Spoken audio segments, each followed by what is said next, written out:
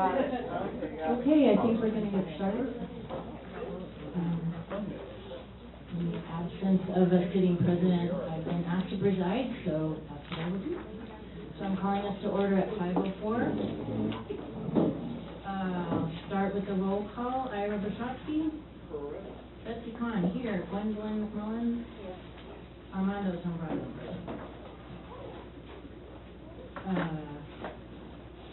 Moving on to item 3, adoption of the agenda.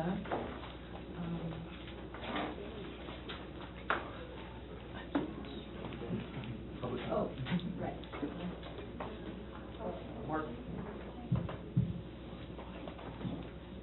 Mark Mariscal.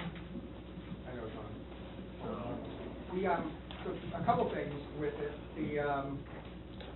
One, I would really suggest that you consider taking 9A out of order and actually electing a president while you have 4 members here today.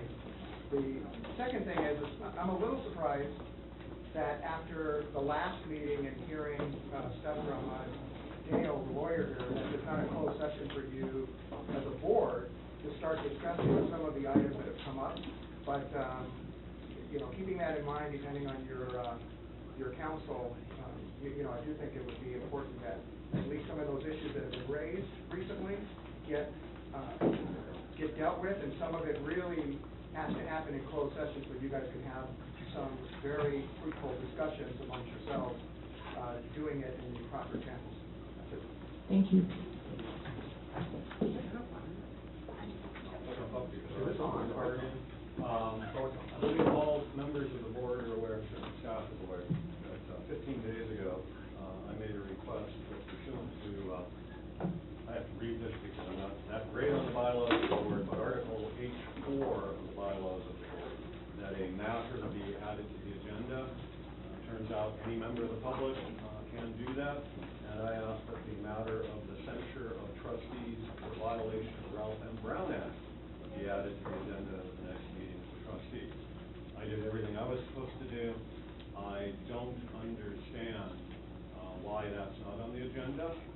There's no reason for it not to be. And of course, you folks, without an item on the agenda, can take no action on it. If you were to do so, that would be a violation of the Ralph M. Brown Act. Turns out that while you don't have a process, pardon me, for censure of members, everything that isn't explained by your bylaws, per the bylaws, is explained by Robert's Rules of Order. Chapter 20 of Robert's Rules of Order lays out the censure process. It's quite simple.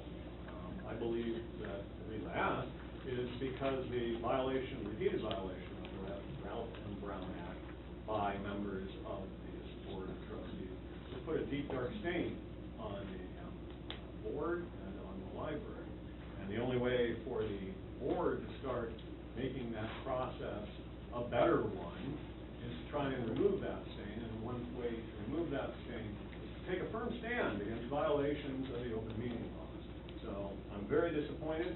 Of course, I'll be coming back month after month after month with the same request, because I believe the only way for that process to get dealt with is for this to get on the agenda. Okay? Thank you. Before the next speaker, I'm just going to say that I am keeping track of the 3-minute limit on public comment, just because we have so many, and that's our custom anyway. So if I have to interrupt you, I apologize in advance. Mr. Gronemeyer. Trustee Kahn and members of the Board of Trustees, I'm Dale Gronemeyer, attorney for Tay. I make the same point as both Mark and Renee, except that you do have discretion as to whether or not to put on the agenda a request from the public. The bylaws provide that you must put on a request from a member of the board, but it does not require you to put on the agenda requests from the members of the public. That doesn't mean it's good practice not to put what Mr. Mariscal, Mr. Amy have asked, and what I asked in a letter on April 3 to each of you. And what I asked then was that you hire hire an investigator to review and publicly report on the extent of Brown Act violations and other misconduct by the Board of Trustees, that you look into the issue of over-redaction of Public Records Act request, and that 3 of you, other than Director Khan, recuse yourself because each of you has been involved in some of the Brown Act violations. I might parenthetically say that although Ms. McMullen, Trustee McMullen, has been involved in some, it does not come, it's relatively minor, it doesn't come close to what Trustee Roshatsky and Trustee Zambrano have done. The background for my request was that on October 28th, County Council told the board that they had to cure the violations that they had made on October 23. On January 23, County Council told the board that they had to cure the violation that we talked about last time of selecting Mr. Roy as interim director through serial email meetings that violated the Brown Act.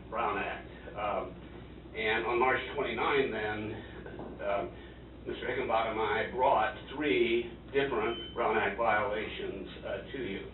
Today I have put on your desk, I tried to serve each of you by email, but I'm not sure all of them went through, but I have served you with the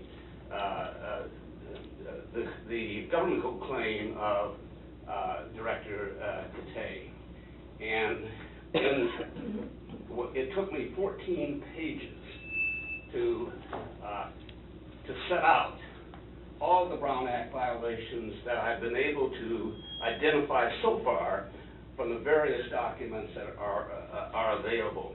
And that's 28 separate violations of the Brown Act that are set forth in this document that I've served on you, and is available to all members of the public.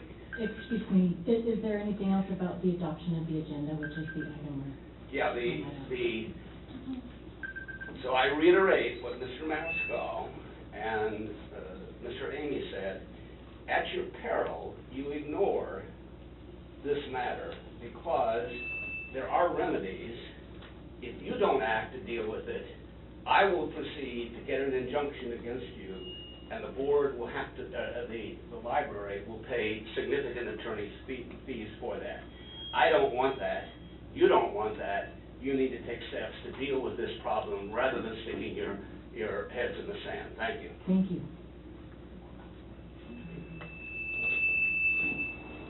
Would anyone like to propose a motion that we move item 9A to the current point in the agenda so that we can get our officers elected? Yeah, I'll move that motion for the, move the election of officers 9A. Thank you.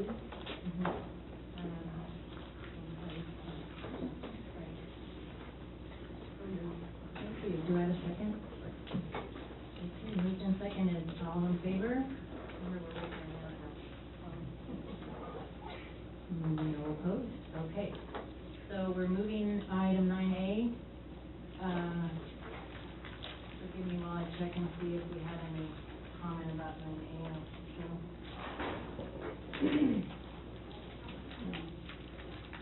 No, we don't. Okay.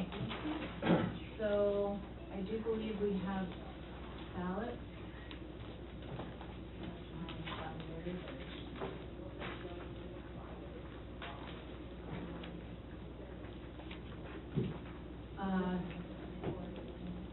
So you all have done this before, so help me out. I presume we ask for nominations, is that what we do? No? We just vote? Hand them in, okay. Okay. One. All right. So mark the ballots if you will.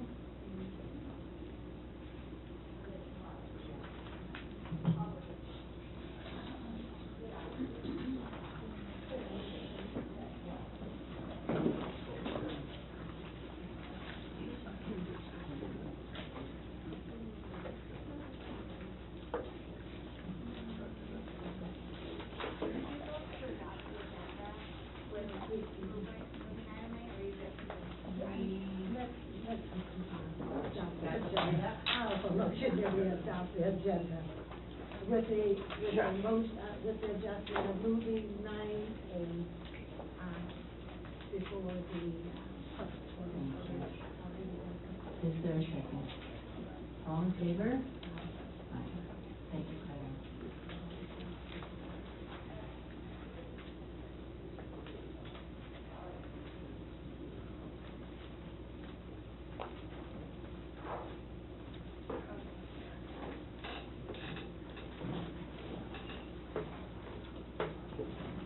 So President will be Betsy Klein, and Secretary Gwendolyn Moore. Thank you.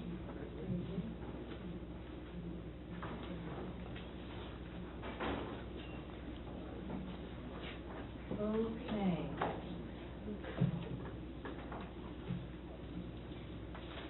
We're at item 4. Once again, just a reminder about the 3-minute limit. Mark, would you like to begin?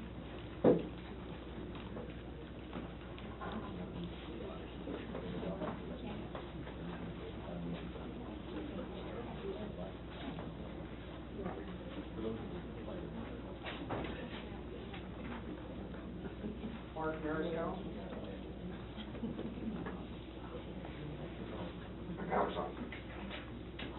Mark Mariscal. So it was interesting seeing Dale's big document that when I asked him earlier when I came in, he said it was already sent out and it's back here for people. But you know, so one of them on page 24 of item 39, and you know, I think I've tried to be fair and objective as in the role of the Friends and the Foundation. And sometimes I'll come here, though, and talk about some of the individual things for, as an individual from my days of trustees, or just the experience that I've had in government over the works. But, you know, last July, I had just taken over as president of the board and of the Friends, and we were working on a, and I would not take that job when they asked to nominate me until I came in and talked to, I think I talked to Ira, the president of the trustees at the time, and I talked to Mindy before I said yes to the Friends.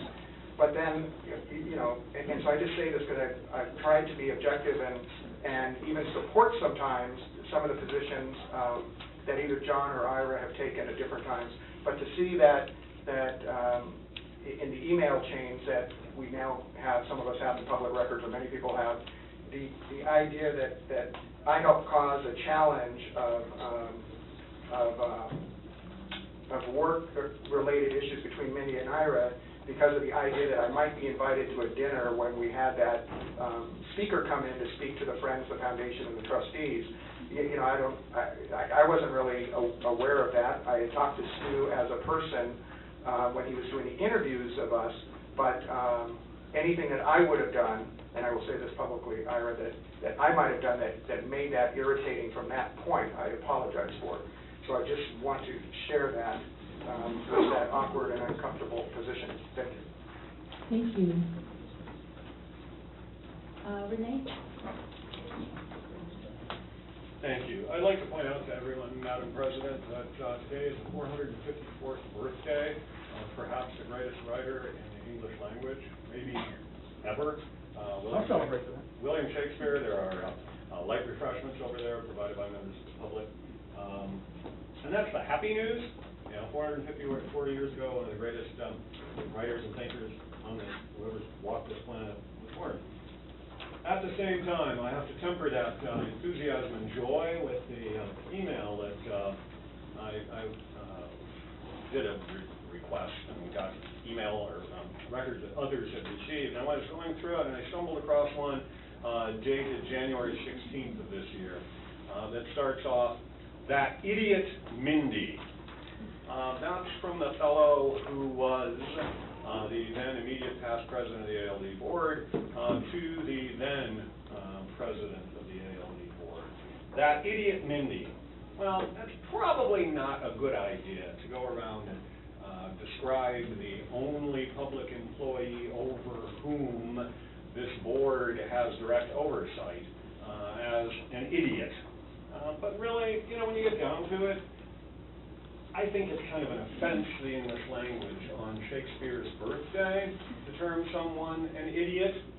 And so I thought about it myself, and I came up with, well, you know, people who go around and do that and meet behind closed doors and via email, violate the law repeatedly. You might call them a bad apple, or a black sheep, reprobate, miscreant, or skunk at the garden party. You know, when you think about how well the library has been doing, and now we have this set of issues. But my attempts, you know, are so sorrowful compared to the wit and wisdom of Mr. Shakespeare. And so on the back of the email that I find so offensive, everyone will find what's called a Shakespeare insult kit.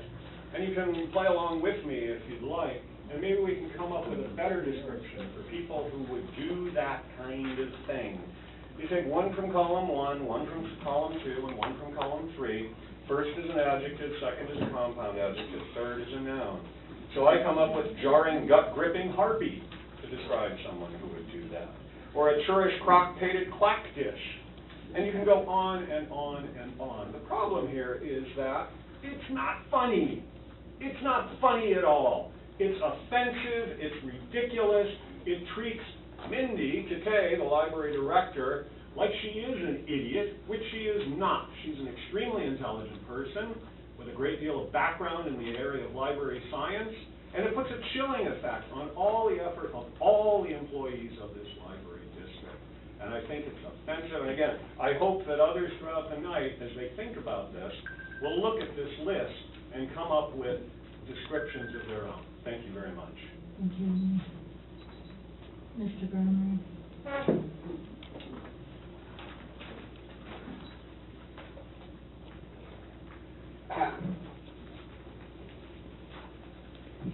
Dale Gronemeyer again, attorney for Mindy Kitay. I want to contrast what Mr. Higginbotham is going to present to you of a truly insubstantial kind of harassment, with the serious harassment that Mindy Kitay has faced.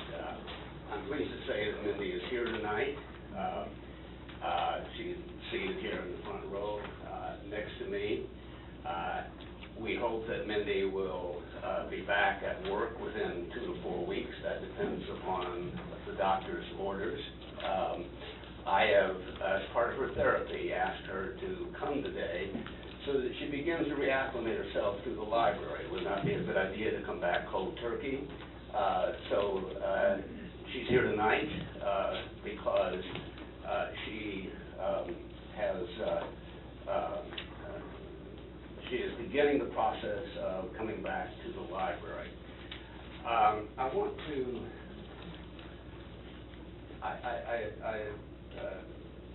Mr. Higginbotham is circulating an email that I want to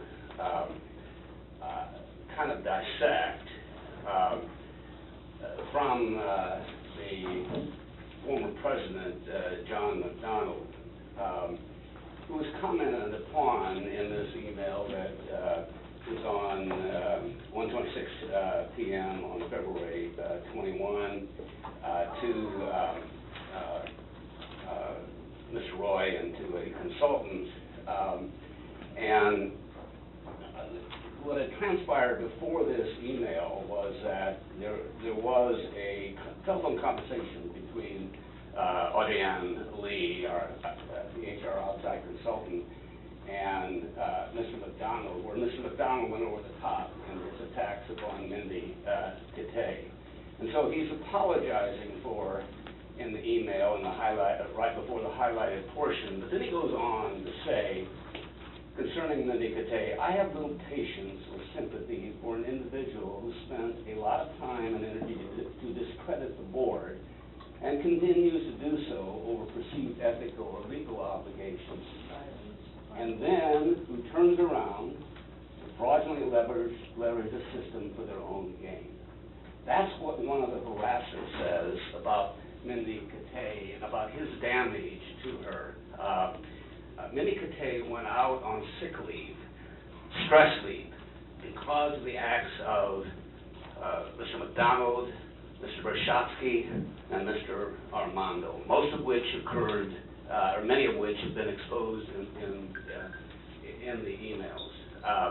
For him to accuse Mindy Katay, because she is out on sick leave, of fraud and trying to leverage the system, it is both absurd because she's not leveraging the system, she's not getting money, she's not getting paid because all her sick leave has run out. So she's had to sell her house in order to be able to pay her mortgage because of the conduct of these three former, the former male majority of the board, two of whom remain on the board. Mr. It Bernard, is libel. I'm gonna ask you to wrap it up, please. It is libel for him to make this accusation. There is legal redress for it. You folks are responsible for it. You didn't necessarily choose him, but you're stuck with him. And the misconduct in that kind of attack is coupled with what we in the law call direct evidence of wrongful intent. And that is, what is the Bernard, perceived ethical and legal obligation? Excuse me. What is the Excuse perceived me. ethical and legal Excuse me, sir. obligation? It is Excuse me, because sir. she blew the whistle on the Brown Act. Excuse me, sir, I'm Yes. so sorry, but we do have a 3-minute limit and it's gonna have to be stopped there. I'm so sorry to interrupt you. Mr. Higginbotham, go ahead. Thank you. I'll try to be brief. I would appreciate it. I'd like to talk about another email that Mr. Brashovsky sent to all you folks 3 days after the one. He sent the one that was already describing Ms. Katay as an idiot. On January 19th, he sent all of you folks an email. And in that email, he described a situation or incident, I guess, that occurred the day before on January 18th in the main area of the public library. He said he came into the library unannounced and began a conversation with one of the employees of the library, Mr. Roy, that Ms. Katay walked by and briefly stopped. He said a minute or two, and listened to the conversation during stopping, because she in fact wanted to talk to Mr. Roy also. Mr. Roy is an employee of Ms. Katay. That's her job, to interface with the employees. What Mr. Brashovsky was doing there, talking to Mr. Roy in a public place, but described as a private conversation, you folks figure that out. So what he did next, after Ms. Katay stood next to him for a minute or two, is he wrote you folks an email. And this is how he described that behavior in the email. She stood next to him quietly, silently, for a minute or two, and then she left. And he described that as physical intimidation, harassment, and bullying. And so he sent that email to you, he sent it to county council, and he sent it to your HR consultant. Because clearly what he was doing 3 days after he called her an idiot was trying to create enough of a record to try to get her fired. That's the whole point of what he's trying to do when he harasses her. Okay, so what did the consultant say to you in response to that email? Wait, let me stop for a minute. Mr. Brashovsky, you seem like you're pretty well put together to me. Are you seriously telling me that when this 5'1" librarian stood next to you, you were physically intimidated? So then the consultant responded to that email, and she said, honestly, I do not feel, as an HR professional, that this rises to the level of illegal harassment. And I feel it was inappropriate to involve/copy all of these individuals, rather it should have been handled as a confidential HR matter. And then she went on to say, honestly, in HR for over 30 years, and I have not experienced such animosity. So it is rather funny to think that somebody who is obviously a well-put-together 6-foot person was intimidated by a 5'1" librarian when she stood next to him. But what's not funny is the intent of this email. The intent of this email, and the words were carefully chosen, are the type of words that get a person fired, and then it doesn't get them hired by the next employer because that person takes these words out of context and thinks that this person did something that you folks all know she didn't do, but you sat by silently and allowed him to libel my client. And unless you correct this mistake, you're going to pay for it. Thank you. Thank you.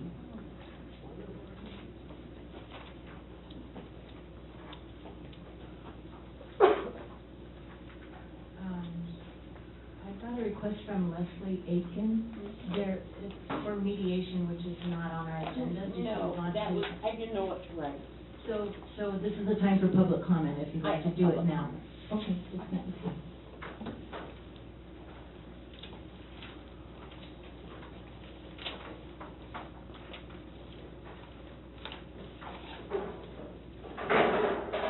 Hi, my name is Leslie Eakin, and I am a 42-year resident of Altadena, and I love living in Altadena.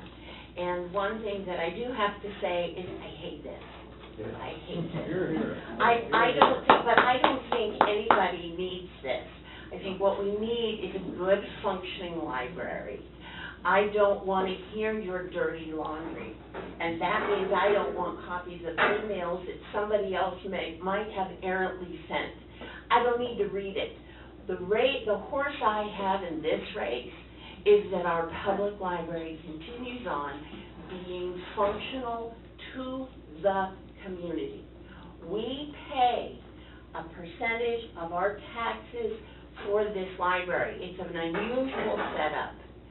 The only people who make money from lawsuits are lawyers. I have learned that repeatedly in my own life. I don't want to hear this.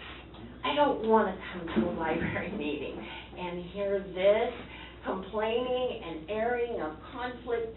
This is private. This needs to be resolved. And I would like to suggest that all parties involved put their money where there is mediation and solve it. Now, perhaps that sounds a bit Pollyanna-ish, okay?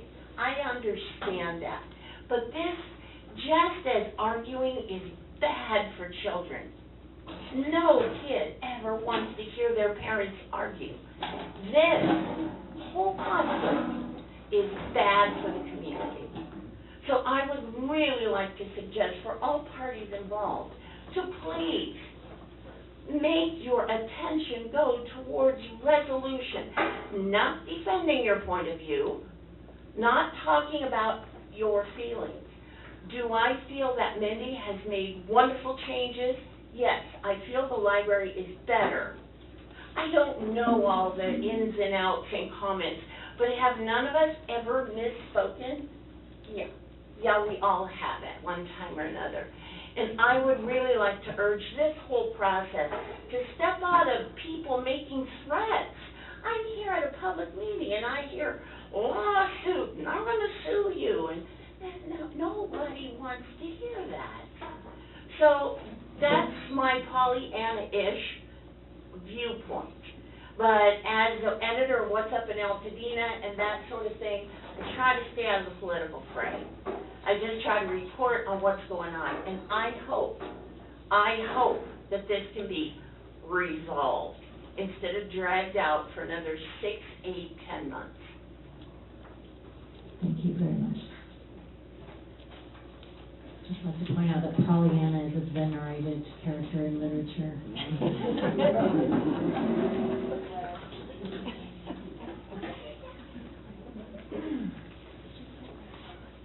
I do believe we're done with item number 4.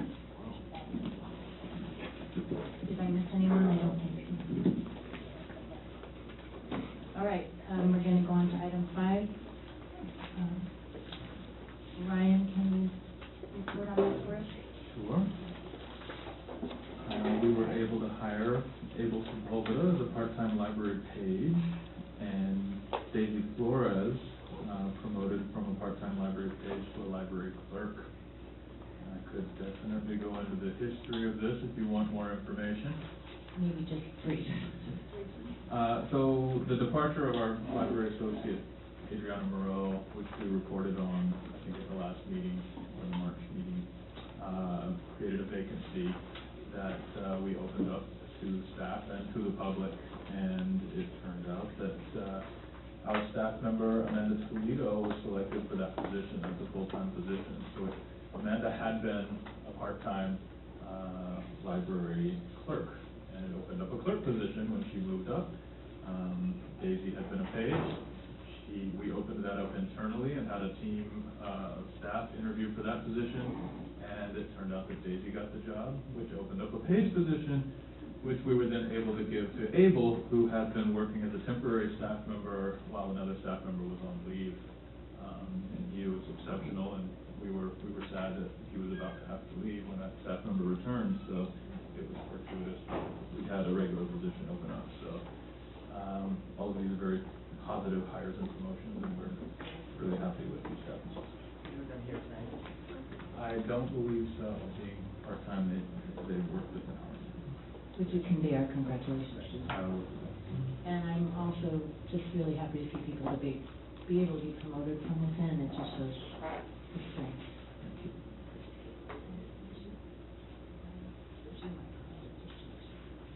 All right.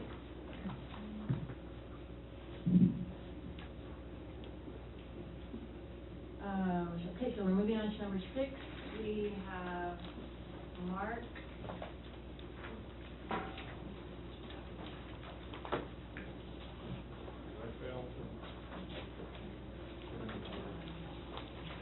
I'll call you. Oh.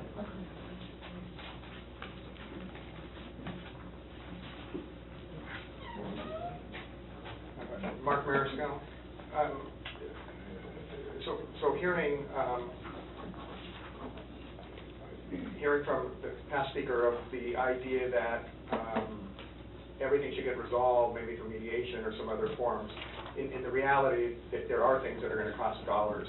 So as you, again, look at the financials, I think I said at the last meeting, the importance of holding off on expenditures and some different things that you can maybe put off until some of this is a little clearer will allow for the finances, hopefully, of the library to be a little, not that it's not stable, because I got to say that the finances here are stable, and you've got more than 6 months in reserve, which is easily more than required by the county and by the government and the different GAN initiatives requirements. But still, I think the importance of when you're reviewing the finances, and I know there was the issue of legal counsel, and I think to date, I think I saw it was about $7,600 or somewhere around there. That number's going to go up. It's a reality. I think it got moved in the mid-year. Didn't it go up to $20,000 in the mid-year? So it'll show probably in the next financial. But again, just the importance of staying within the idea of the expenses and not expanding on there if you don't need to. I want to leave one last thought for discussion as the budget gets prepared for next year or even down the road, is that this board has the ability to float bonds. And so when there's a discussion that it might take $1 million or $2 or $3 million after we get through with the assessment that's going on, the idea that future revenue increases, because remember, the per parcel tax that Dave Herman worked on as the chair and worked hard included a CPI. And we know that the property taxes have averaged, I think it's about 7.5% for the last 8 years out of the recession. And so it's very possible that floating a $1 or $2 million bond might not even take some of the existing revenue that comes in to do that, but it could be done in the future. So I just want to put that in your head for now, and it'll be something that the foundation, I think, will talk about as a foundation to possibly bring back with the idea when we really want to look at a $2 or $3 or $4 million improvements of ADA and some other things in the library. Thank you. Thank you. Renee? Thank you, Madam President. So I must say, neither Mark nor I nor Dale are joined at the hip. We know each other. We've interacted a couple of times elsewhere, but we're not playing tag team here, and these are not prepared remarks, at least in my case. My concern about the financial reports is, yes, they look very good, and that's because we've got a rising tide in property values, and so rising tide increases the money in the till. It's a wonderful thing. At the same time, liability issues regarding lawsuits, SDRMA, will typically pay those out because you pay in. They expect they're going to have to pay out money. But there are aspects and elements of all of that, kind of the echo mark, that the library will wind up being stuck with. At the same time, I think it's important that board members realize that those who shouldn't be on this board anymore, those who've seen calls for their resignations, should understand that legal coverage for their acts as officials in the past, there will be legal coverage through the district's attorneys for that. There's no reason to stay on the board, thinking, well, if I leave now, I'm going to have to pay all my own legal fees because of the stuff I've been involved with in the past. What's done is done, and if you were an elected official, part of this board, when you did it, it's going to be covered by the attorneys for SDRMA. That said, some of what I've read, I started going through the work Mr. Gronemeyer presented to you folks last night. I couldn't read it all. It was so depressing. It tipped the scales, in my humble opinion, to the point where some members may need to worry about obtaining and retaining personal counsel. It's very rare that an elected official or a government official is found personally liable, but it does happen. And when it happens, they have to pay all their costs out of their own pocket. So I would suggest that those who might be in that situation consult with their own personal attorneys, but don't stay on the board thinking you need to. So here again, I reiterate my call, essentially a demand, as I put it in email, that Mr. Brushatsky and Mr. Zambrano, because of their repeated violations of the Brown Act, those serial email meetings, that they need to do the honorable thing and leave. Thank you. Thank you. Mr. Gronemeyer, could you wait just 1 moment, please? Sure. I'm sorry, we need to take a 5-minute break. Okay. Cupcake time. Yeah. Okay, I'm going to call us back to order. Mr. Gronemeyer, 3 minutes. Thank you. Dale Gronemeyer again, attorney for Mindy Kittay. I want to say that, number one, the young lady who believes that lawyers only make money from lawsuits, that I've taken this case because I was told by the person who contacted me that Monica Hubbard, Renee Amy, and Steve Lamb all agreed on Mindy Kittay's case, and my reaction was, if those 3 people can all agree, it's got to be right. Number 2, I have spent, Skip and I have spent about $100,000 of our time on this case. Preparing this document, 47-page code claim, took me personally about 100 hours. That's about $50,000 at my billing rate. I have no expectation that I am going to get $100,000 from the library unless this case goes to court, in which I will get much more than $100,000. Number 3, we do not want to go to court. That is not our objective. Ms. Kittay needs to come back to work. She needs to get a 3-year contract, and she needs to be insulated against Mr. Brushatsky. I don't know whether Mr. Zambrano is going to rejoin those attacks upon Ms. Kittay. My view is Mr. Brushatsky is irredeemable, unrepentant. So if she's to come back, she will come back. If she's to stay, something has to be done to prevent the recurrence of a hostile environment. I believe that at least Trustee Khan and McMullins are committed to that. I hope the new trustee will be, and I hope Mr. Zambrano can end his alliance. And I would say, we would like to get this case resolved. I'm not going to demand $100,000 attorney fees. I'm not going to walk away for nothing. And I'm not going to require Mindy Kittay to pay me. But things have to be done in order to make sure that Ms. Kittay comes back and doesn't again face a hostile environment. Number 4, I have reached out to Mr. Zambrano, asked to begin exploration of settlement of this matter. and try to find a path forward. He has reached out to county council. Lawyers don't negotiate in public. Negotiations aren't good to occur in public. But we would like to get this resolved. Our objective is not, my objective is not to take this matter to court, but I do litigate cases, and I will take this case to court if we can reach an appropriate resolution. And the appropriate resolution for the community, for Ms.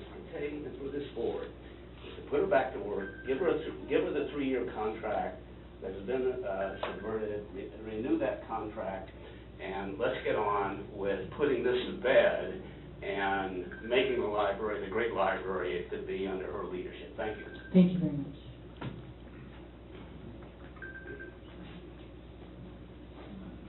I do believe that's all of the public comment requests I got for number 6, financial reports. The recommended action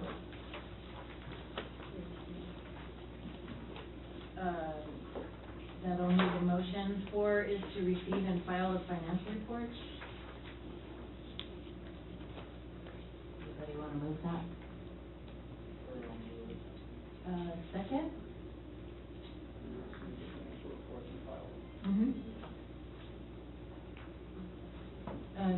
Want me to second? Okay, is there any discussion or questions about the financial report?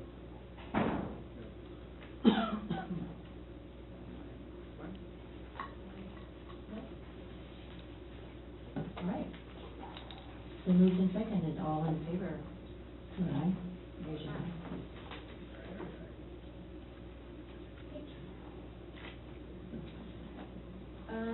Consent calendar, help me out, you guys. I have a request for public comment on the director's report. Which is under the consent calendar. Right, so does that mean we? Is that me? If it is- No. Oh. Do we take that now? Yes. Okay, Brian.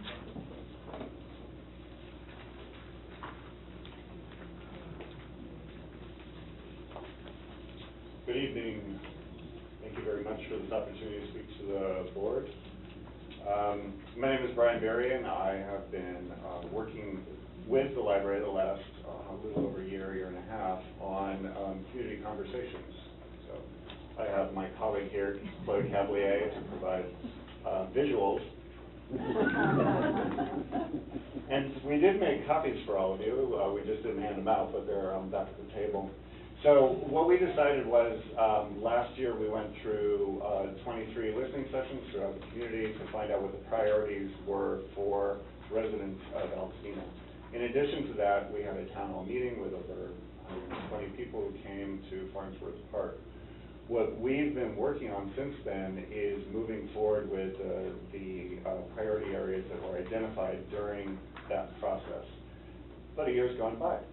So a lot of people are saying, so what all did you do, and how has it made a difference? So one of the ways that we thought, rather than convening another town hall meeting, was to be able to create a report, we sent it out last Monday, a week ago, to all the people who participated in the process, to let them know what's going on inside the library and outside the library, and how our community is better because we've gone through this process. So I wanted to let Chloe talk about what's inside the library really quickly, and then I'll jump back in for what's outside. Yes. So as Brian said, my name is Chloe Cavalier, and I am Marketing and Communications Coordinator at the library. I'm also on the Community Conversations Committee of staff that we have continuing to meet throughout the library. So within the library, what's been really special is that staff has really embraced the idea of turning outward and making decisions and programming decisions based upon the needs of our community that are expressed to us both during this process and on the day-to-day interactions that we have with the public. So on the inside of this report, as you'll see later, all of these pieces up here are bullet points that outline a lot of the updates that have happened directly from that response, directly in response to all of those needs expressed. An example is we have a monthly open mic night here that started back in August, and that was started by a community member who attended one of the original conversations, who realized there was a need for music in the community and a place for people to convene and share their talents. And now the library is the host of that open mic night, and we've had some great people in attendance. So that's just one example of the many things going on, and it's been really cool to see staff, not just in the committee, but people who work the desk and our part-time staff embracing that idea of turning outward and looking to our community to influence how we do business. So that's what's been going on inside. There's more details in here, but please read. And real quickly on the turning outward point, this is a whole notion that the community voice is important, the community opinion is important, and working with community members is very, very important. So what happened on the outside was, and the story in here is on Dorothy Wong, who's now an Altadena Town Council member. She was inspired by our listening sessions to take that step, to go out into public, to run for office and be elected. And so I don't want to talk about that story, but what subsequently happened was one of our priorities is mobility. So how do we get around? So it's transportation, it's walking, it's walkability, it's sidewalks, it's business districts that are walkable, centers where people want to go and spend time. And Dorothy helped to champion the formation of a mobility subcommittee of the Altadena Town Council, which is really, really exciting.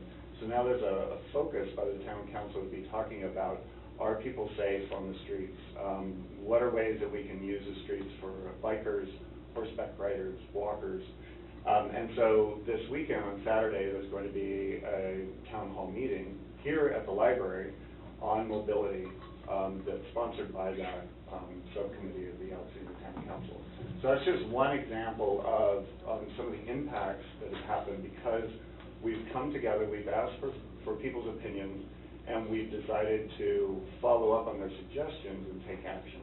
So it's a very, very exciting process. One last comment is that library staff, we're meeting monthly still. We are engaged with the Harwood Center for Public Innovation. One of the library staff members just went to a Harwood conference call this last week. And so we're still gathering techniques, skills, and strategies to better engage with the community. So we wanted to make sure that you knew about what happened, and it's in your board report. And then for the public, we have, and Chloe did a fantastic job on the design, and it can all be the.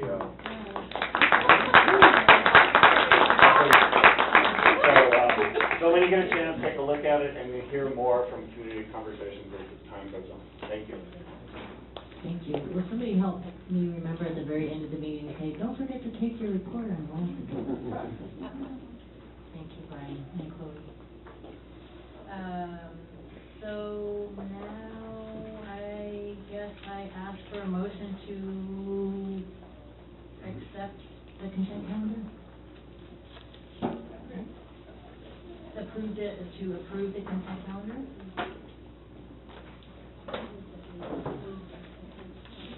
Okay, so moved by Gwen and seconded by Ira. All in favor? Aye. Thank you. Okay. So, done 9A. All right. 9B, I don't believe I have any public comments on. Did I miss anyone? No. So, this is for our audit proposal, which board members will find on page 52 is the staff report, and the proposal starts on page 53. Ryan, you want to go away? So the background of this is that the district, for our financial policies, contracts with an independent auditor for a 3-year term. We last contracted with the Poon Group in 2015, and that contract ends in 2018. So we had Platinum Consulting Group, our CPAs, issue an RFP for audit services on behalf of the district, and those proposals were due March 30th. They had submitted to 6 highly qualified government special district audit firms. This is a report that Paul Kmark, our CPA, through the Platinum Consulting Group, sent to me, and came a little bit after we created the board package. So I'll just read from his summary. The RFP was sent to 6 highly qualified government special district audit firms. He lists the 6 of them, and he says that, only one of them responded, which is Nigro and Nigro, and you have, that in your board package, but we do have hard copies here if you prefer to look at one of those. He says their proposal is well thought out, detailed, adequate informed, technical, audit experience, audit approach / work plan, and professionalism. He also says the price is okay, so he recommends, that the district contract with Nigro and Nigro for $10,500 a year to perform the annual audit. So,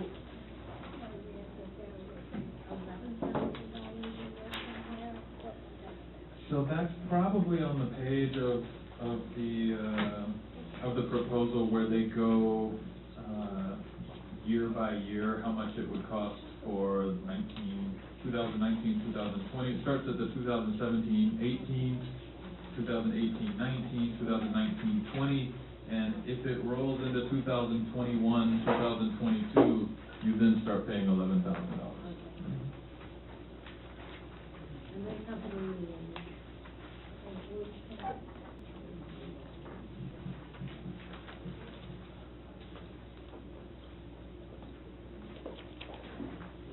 okay, before I ask for a motion to approve this, I just got a request from Renee to speak to this issue.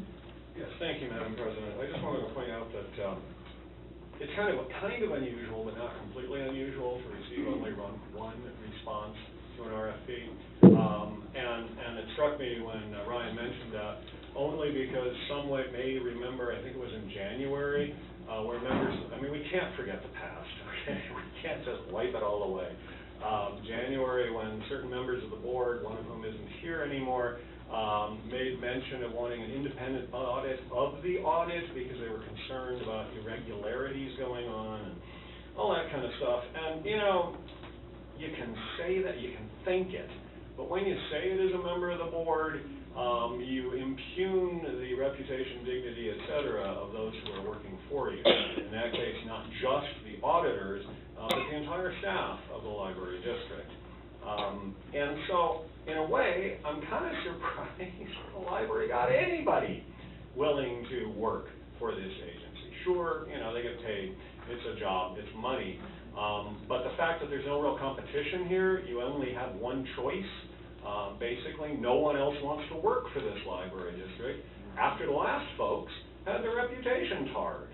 And I think that's really important that members of the board, as long as they're on this board, remember that their words carry deep weight, and they need to caution themselves. And when they want to say something out loud, maybe they ought to grab, I've got a roll of, it's called gaffer's tape. It's super sticky, it's like duct tape. Take some of that and put it over your mouth, or at least do so in your mind, instead of, because your words hold great implications for what it means for this library district. Thank you. Thank you. I think it's time for me to ask for a motion to approve awarding the 2018 to 2021 audit contract to Nigro and Nigro. Do I have a motion? Moved by Ira, second. Seconded by Gwen, all in favor? one question. Oh, sorry, discussion. The column, if you went through. Can you speak into the mic? There's a page on 74, that's fine, I can. Yeah.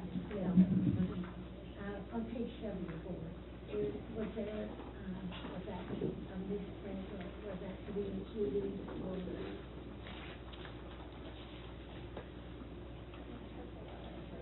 Page 74.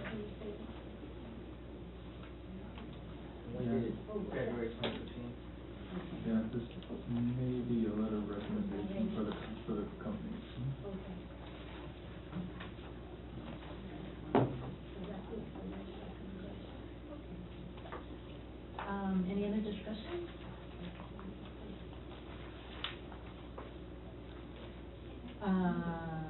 All in favor? Aye. Opposed?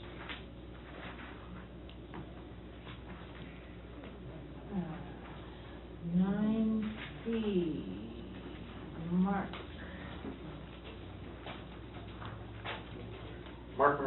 speaking on behalf of the Altadena Library Foundation and the Friends of the Altadena Library. So there is normally a board member who is given the task of being the liaison. Not that they need to attend all the meetings, but at least then they would be receiving the minutes to the meeting, those kind of things that come out. The Friends meet on the first Monday of every month, although there's been 2 Mondays that it didn't work in this fiscal year. And then the foundation right now is still meeting a little erratic on a once a month schedule, but the hope is to get that down to quarterly, and so we're going to start doing that after this June. But that's basically what it is, and so we look forward on both boards of whoever that is. And again, they're ex officio, so they're not a voting member. They're just really there as kind of eyes and ears. But the district director is also at the meeting too. So both of those opportunities for that input to come back and forth is there. Thank you.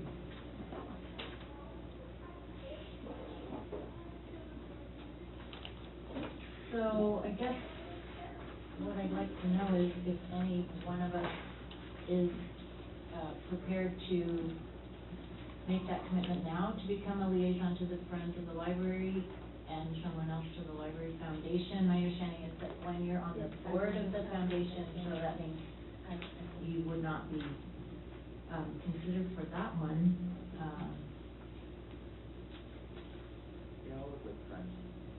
Thank you, Amanda.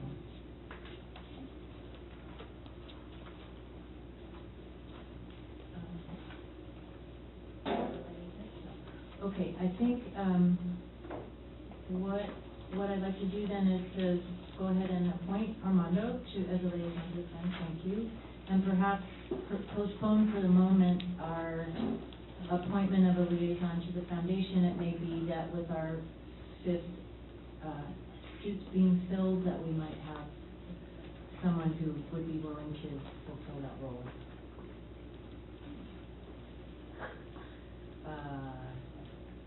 Kylan, does that require a motion? I think it's just Did she? Okay. Might that hurt?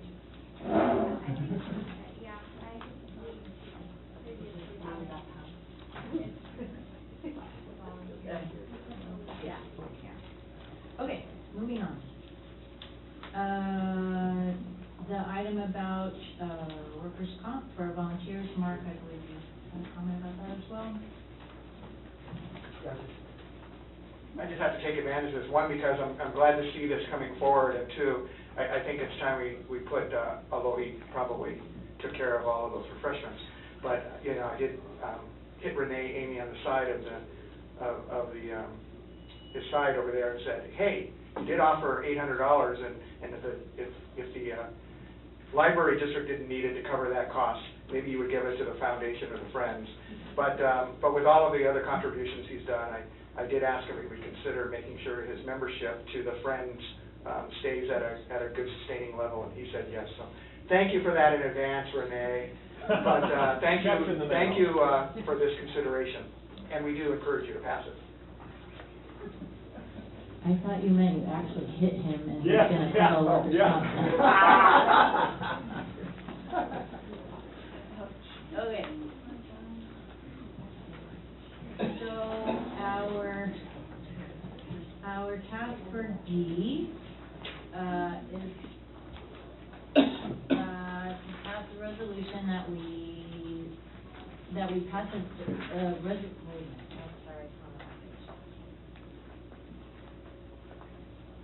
Oh, it's just out of order. Sure. Oh, yeah, I'm not the only one. So just so you know, board members, the report for candidate statement policies is what's next in your packet, but what we're talking about is the workers' comp.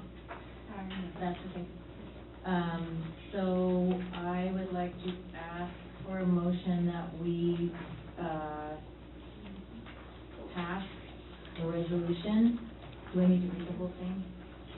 Should I read the whole thing?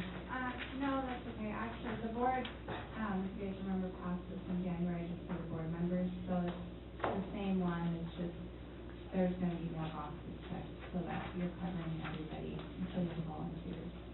Which we voted on the last Yeah. meeting, we just need a resolution to get to the consider. Okay, so yeah, I'll read it. So I'm gonna ask for a motion to pass the resolution of the governing body of the Altadena Library District declaring that governing body members and volunteers shall be deemed to be employees of the district for the purpose of providing workers' compensation coverage for said certain individuals while providing their services. Do I have a motion? I'll make that motion. Moved by Armando, seconded by Gwen. Any discussion? All in favor? Aye. Opposed? No. Thank you. Okay, now we are at candidate statements. Renee, I believe you wanted to speak to this?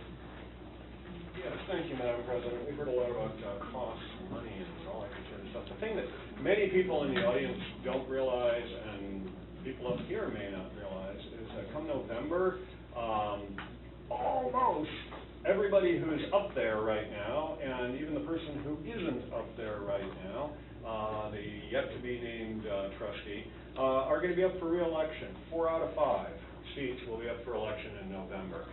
That's a wonderful opportunity for change if people think it's needed.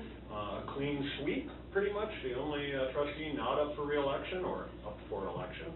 For the first time, none of these people have actually been elected. They've all either been appointed by the county supervisor or by themselves in a weird kind of process, which will go on next month. So we're actually going to have an election in Altadena, which is super exciting because people can get involved and excited and seek change and support what they want and all the rest. And I would like to suggest that the district not actually engage in this particular resolution, because what it does is allow you to do a variety of things, limit the candidate statement to 200 words, and charge people for their costs of printing above the estimate that the county gives and all that. I think it would be a wise choice to open the floodgates and get as many possible candidates and as vigorous a debate on the issue, and encourage people who may say, you know, I'm not sure I can afford $1,500 to lose, but I'd really like to be on that library board. Again, you guys, Ms. McMullins may have had to pay, but you guys didn't have to worry about that. You haven't been elected. You're not elected officials. You haven't faced the electorate. You faced each other. And so I'd like to see and suggest that for our community, which includes people with money, lots of it, and people without, that while the tide is high, while the coffers are full, that you very seriously consider whether this is a wise step when vigorous community discussion and engagement and debate on the issues will help to ensure the best candidates for these positions. Thank you. Thank you.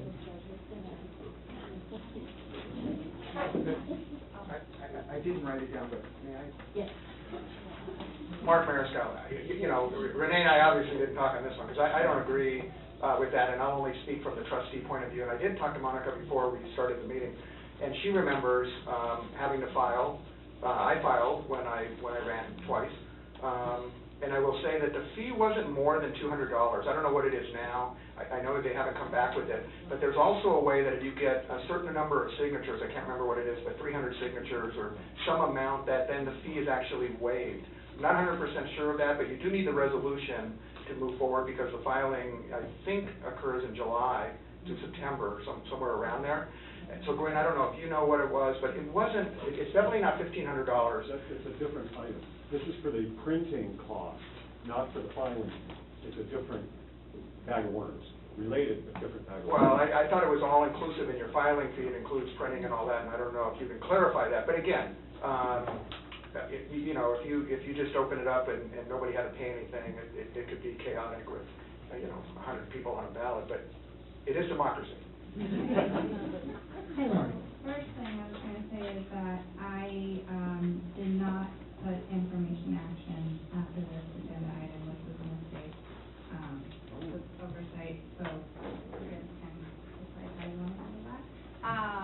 As far as the filing, I have spoken to the county multiple times now, including just this afternoon. They have confirmed that if a candidate wants to file, just to be on the ballot, that there's no fee for filing. The candidate statement is a separate item, and this resolution came from looking at past election years. The district has required candidates to pay for their statement. It's also in the bylaws of the board, that we require the candidates to pay for a statement if they choose to file a statement. So, yes, I don't know what the fee this year is. I have made a couple calls and they told me that that hasn't come out yet. They're not ready to release their information and they don't know. They couldn't even give me an estimate, so I don't know what that would be yet. But just for filing, if someone wants to just put their name on, they don't have to pay a fee, is what they have told me. Okay. So, before we might have any other discussion, why don't I go ahead and get a motion, and then we'll discuss if there's more to discuss.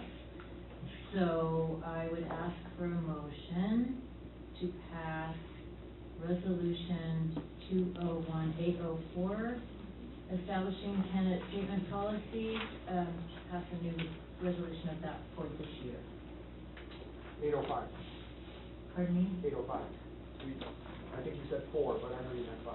It says 4 on the piece of paper that I'm looking at. I'm sorry, yeah. Is it 5? It's fine. Okay, so, got it, okay. So, that, with that correction on the resolution, Yes. okay. Do I have a motion to that?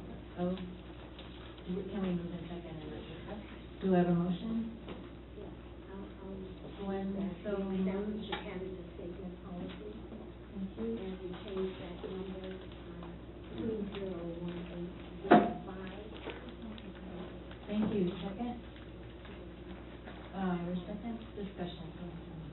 So my concern is because the agenda failed to indicate information/action, we actually take action today on it. You can move to amend the agenda to include that item as an information or action item. We've already adopted the agenda. Right. So yeah, we can bring it back next, meeting. We have filed paperwork with the county saying that the resolution is forthcoming. So they're just waiting for it. There's not, Will there be any consequence of them waiting another month? no, Actually, 3 weeks, because our May meeting's a little. no. So my request is just to put this over to our next meeting. We can have the information/action item on the agenda.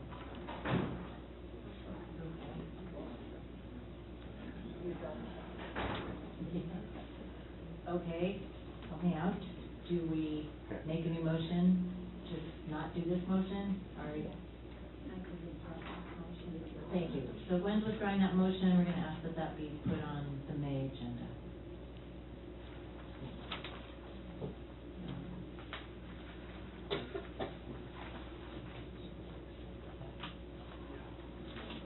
Okay. Yes. Okay, so we're, if you're following our board packet, we're on page, so we're just, talking about the fact that we need a trustee to serve on the budget subcommittee since, the recent resignation caused a vacancy on the budget subcommittee.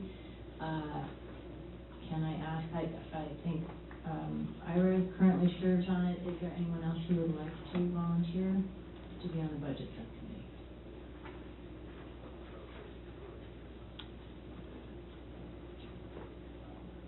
I will.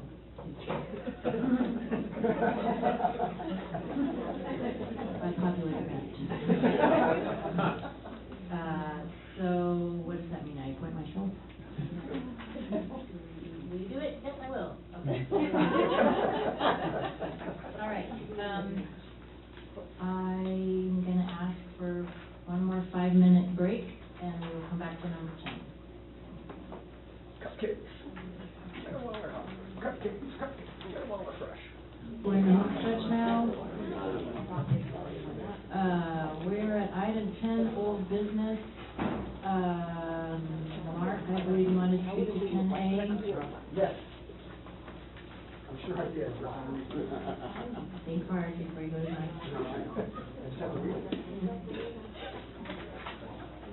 Potential dates, yes.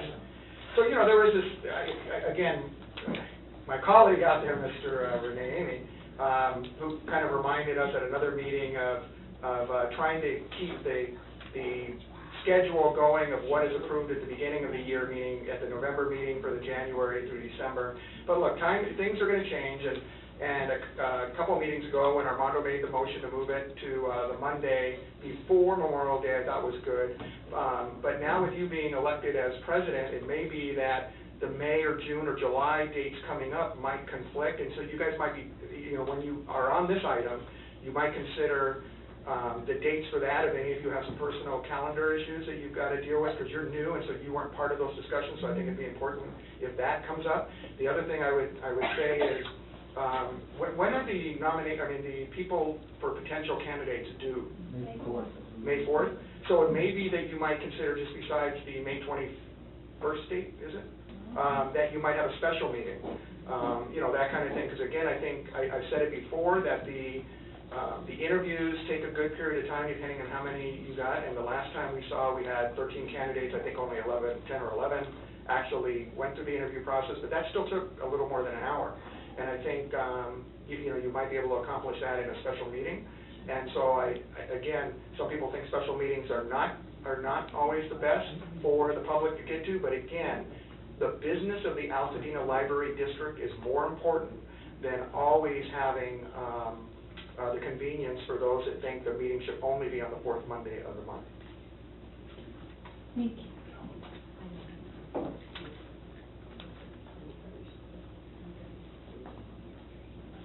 I like the idea of coming back on May 7th, so for the purpose of having a special meeting, just like we talked about last time, Mark had brought this up, so I give him credit, but the idea of using that meeting for the purposes, primarily for the purposes of having the candidates be able to, assuming everybody's available on May 7th. The Friends of the Library use the community room on the first, isn't it the first Monday? Yeah, but that's at 7:30.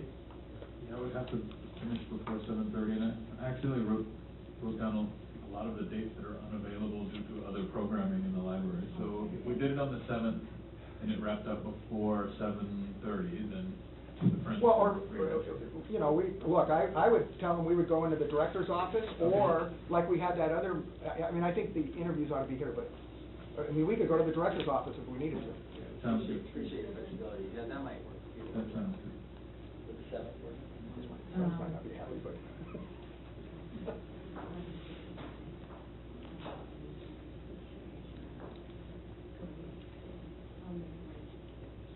So, I guess I will make a motion that we set a meeting for May 7th, a special meeting that will be solely for the purpose of,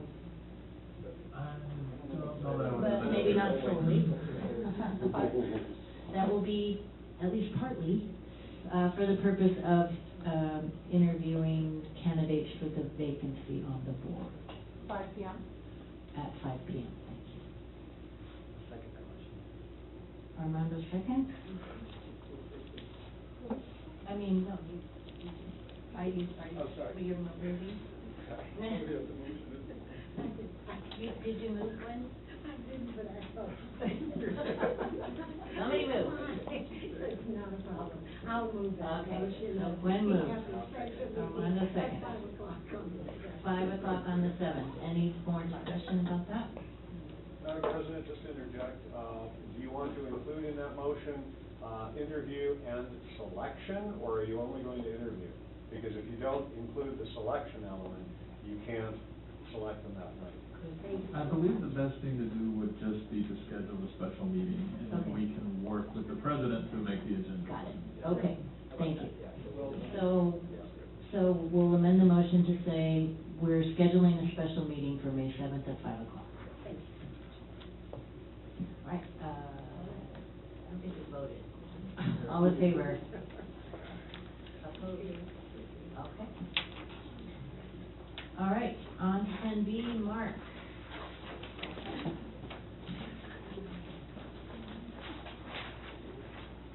Mark Mariscal, again, I apologize for coming up so many times, but I think it's important that somebody say something about it.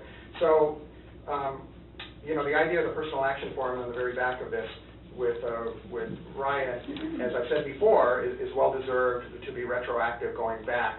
But in the board report, it just makes a statement that the potential cost is the 6864 through June 30th. But keep in mind that it may not go that much because, if the director who's currently out on medical leave decides to come back this week or next week, that would end that. But there's no question that we've heard other people speak also that the point of having this done, and you guys are doing it at a general regular meeting, agendized properly, the right documents on here. So I would encourage you to pass it. Thank you. Renee, I believe you want to speak to this as well? And just like Mark, I'm very sorry to keep coming up here, but this touches on an issue that I find of great concern. The ongoing issues with management in the library and staff's relationship with the board. Mr. Gronemeyer, I hate to even mention someone, one of the three here who've been speaking so much, talks about combat pay.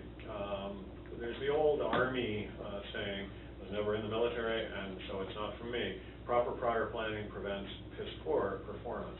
And unfortunately, without enough staff, I think it's really important that people understand that there are more than just one member of the library district staff who's working essentially out of classification. They're doing it, but it's not really good for morale.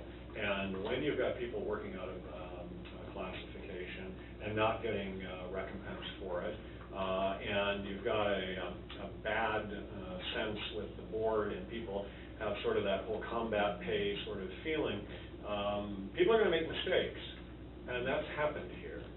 It's not just the board who's made mistakes on this, staff has made mistakes. And with all that wonderful momentum that we've had with the library when it was fully staffed and everybody was working, things were rolling along. There were mistakes made, of course, but not the way we're seeing now. And I'm very concerned about this library losing momentum and the morale that was built up where 100% of staff back last year were happy or somewhat happy working for the library. I'm worried that that's going to start dropping. And that's going to have a real cost. And that's not a cost that's been talked about in terms of lawsuits and all the rest. That's a cost that has to do with the loss of morale and the quality of the work that people are willing to put in. I mean, when they feel they're not appreciated and that they don't have the support of the board, that starts to cause real problems. So, short story long, I hope we see less and less and less of this sort of problem creep up as time goes by, because we get everything back the way it should be. Thank you. Thank you, Renee.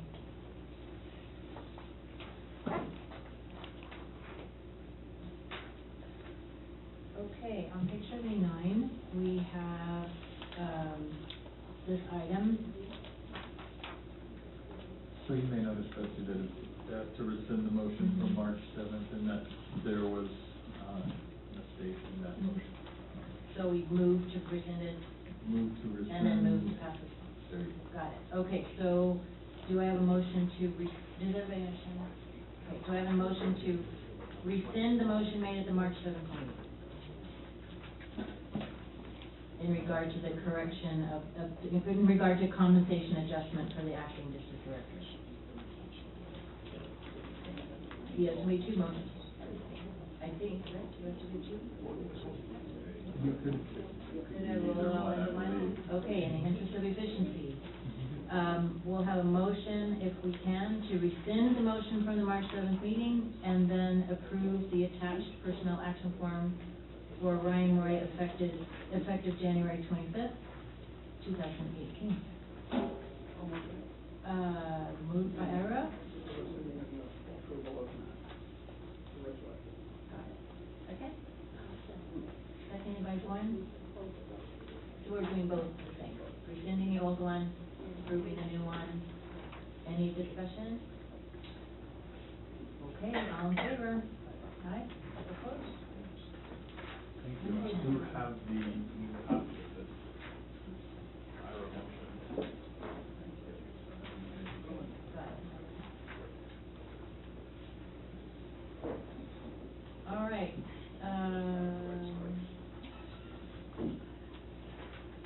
item 11, correspondence. Yeah, I guess if there were some, would be noted there. Okay, so number 11 is done. Do we have a report from the foundation? Mark? Mark Mariscal, I'm going to be doing both A and B Altadena Library Foundation. Cynthia Corona, our president, is not able to be here tonight, so she does send her regards. We didn't work with Ryan enough to try to get on the agenda, but maybe on a special we could for the permission of closing the library early on September 29th for the Taste of Dina event. So we can keep working on that, maybe have that. I have a note for it. Could you send us something? Yeah. We're good. And then the foundation actually at the meeting on Thursday has 6 candidates, potential candidates for the board. And so that was after 2 different events, and Armando came to one of them, where we had interested parties come forward. And so I know it's something Mindy had worked on prior, and so the foundation board only had 3 members as of last September. And so then there was an outreach. We got 4 new board members. We're at 7 now. The bylaws call for up to 15, and so the board said they would look at 11, but we got 6 what seemed to be very good, well-diverse candidates. And so we're going to be voting on them. And I actually believe all 6 of them will most likely be approved to add to that. So I think that's really good going forward on that. And as you know, the foundation holds some money, and the idea is to help raise money in bigger donations than the Friends do for programs and potential capital improvements. So that's the foundation report. Friends of the Library. So our big annual sale, and the banner is out here on the corner, of May 19th and 20th. But if you're a member, we actually on Friday from 3 to 6 actually have a preview, meaning you can come in and buy probably the best of the books and best of the records and best of the CDs from 3 to 6 on Friday the 18th of May.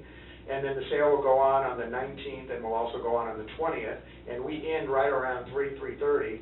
And of course, that's at the same time that our friend Michelle has, the Altadena Heritage has their Golden Poppy Garden Awards on May 20th. So any of you that are members of Altadena Heritage, look for that and go to that right after the book sale.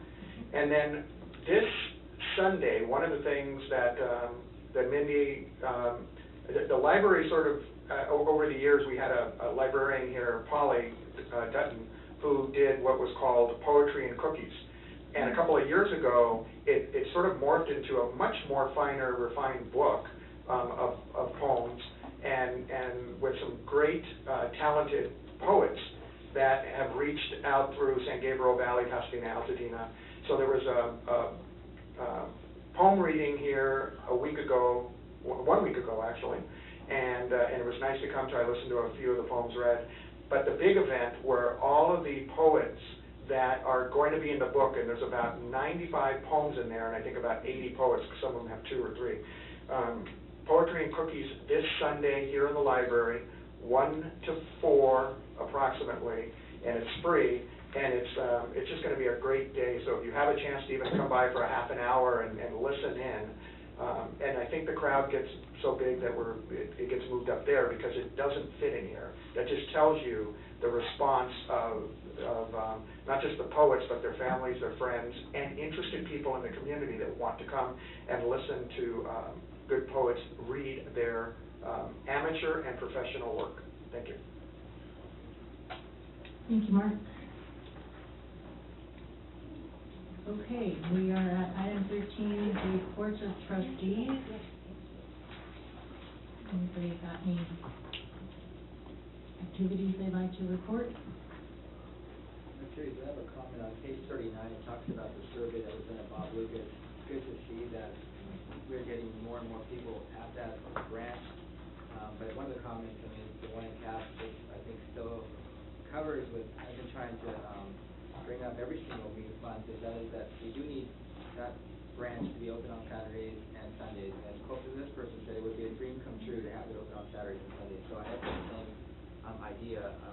We really have to put our resources at that branch, not just here, but continue the good work, extend it out to Bob Lucas. We've talked about this for a lot of months now, and whatever we can do to extend. I looked at, every month looks like we're putting on additional people, changing them from part-time to full-time.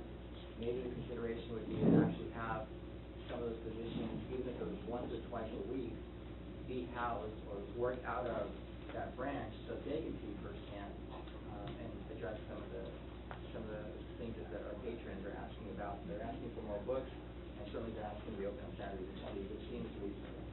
So as an update to this, based on this survey and the one that has been done for the community, I think it was 2013, which also called for open hours, our leadership team has been looking into the possibility of opening hours Saturday at the branch. There's also people calling for Sundays at the main to open up, and a lot of the comments that we had seen and from talking to people had been that when we lobbied for Measure A, the last time it was passed, one of the promises that was made at that time was, if Measure A is passed, then we will open more hours again as we have in the past. So we did have a few members of the leadership team work on some possible schedules to see how the staffing would work out.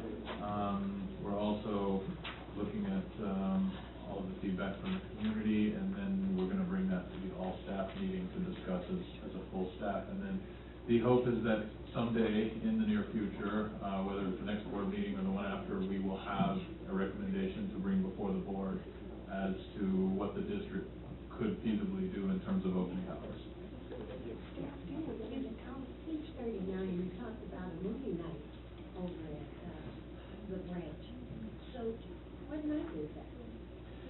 So we have several different movie nights throughout the district, and I wonder if Diana is still back there. Does she go, oh, hi, do you want to talk a little bit about movie night at the branch? We have that once a month on the fourth Friday, and it starts at 3:30, and families and the children come. It's been pretty popular. We were thinking maybe we shouldn't do it, but every time we think, oh, maybe this month if no one comes, we'll probably just continue it. But then everyone comes. So, yeah, I mean, we have a very intimate venue, but 12 to 14 to 15 people pretty much fill up the space, so it's nice. Thank you so much.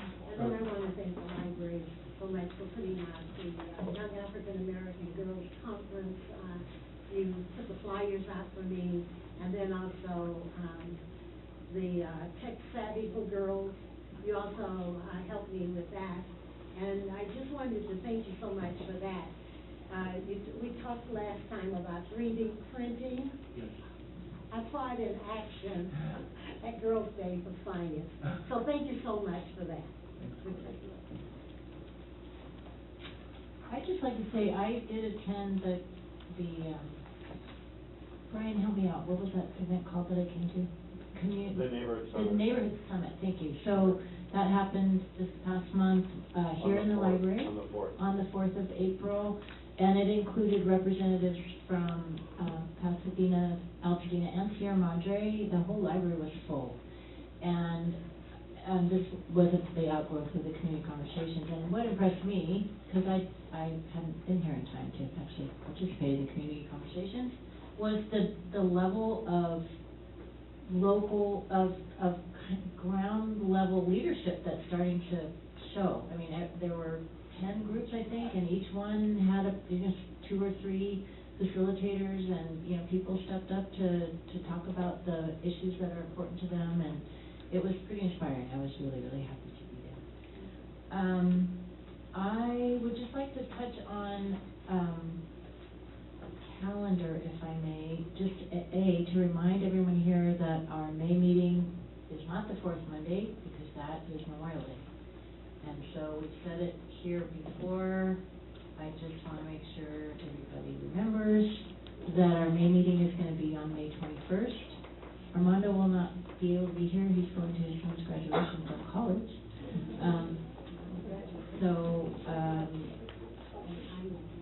And Gwen won't be here on May 21st.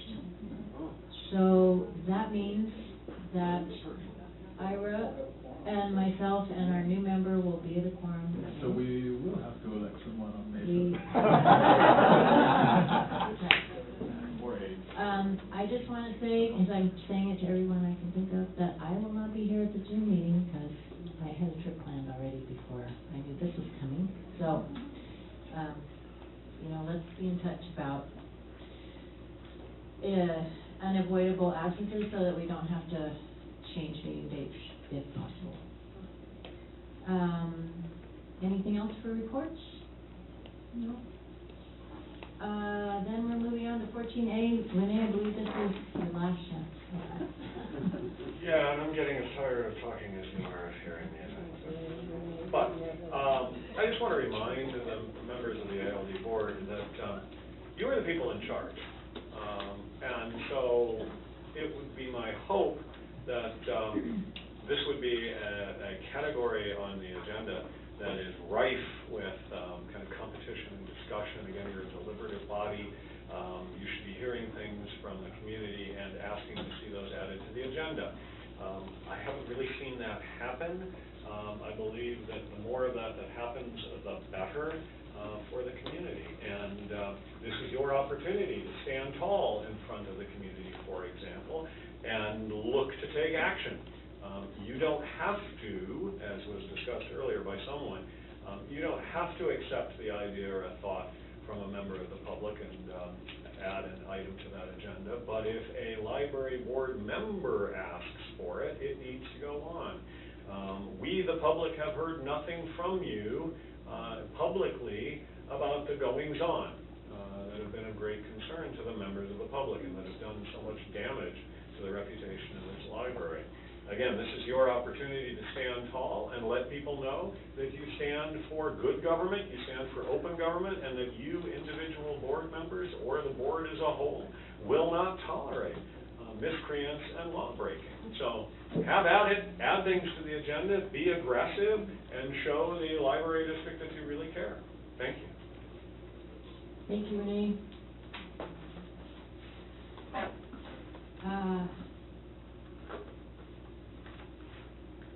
Anybody have discussion about future agenda items? We have to bring back that election.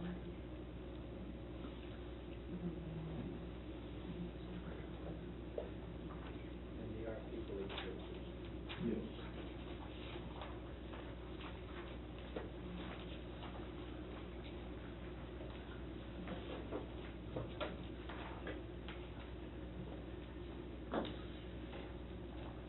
I think that's it.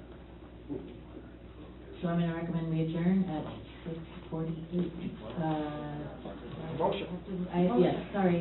Can I have a motion that we adjourn at 6:48? Thank you. Second? Moved by Gwen, seconded by Armando. All in favor? Aye, we are adjourned.